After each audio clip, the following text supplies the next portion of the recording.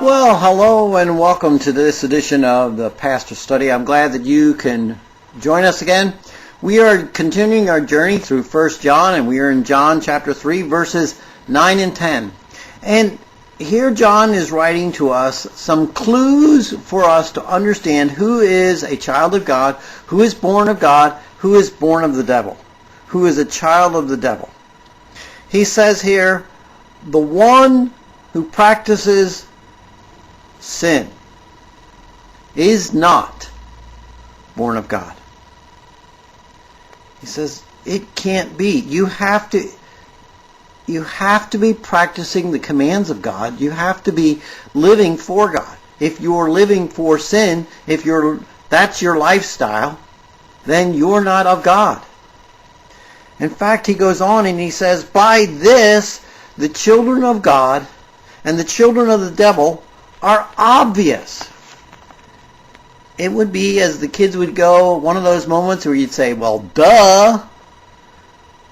It's obvious to those around us, to those in the world, to those of us who are believers. There's some obvious things to look for. The person who's living a lifestyle of sin, who's practicing that on a regular basis, now, they're children of the devil. It's not talking about somebody who sins, because we all sin.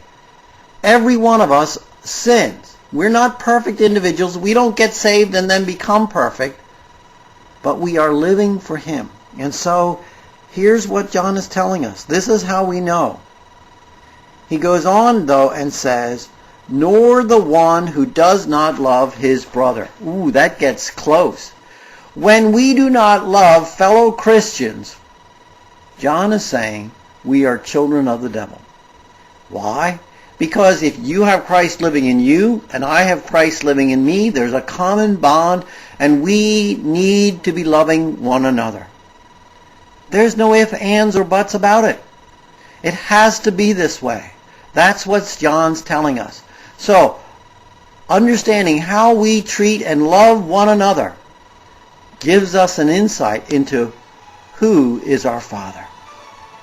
I trust that you will examine your heart, even as I examine mine, to know whether or not you're a child of God or a child of the devil.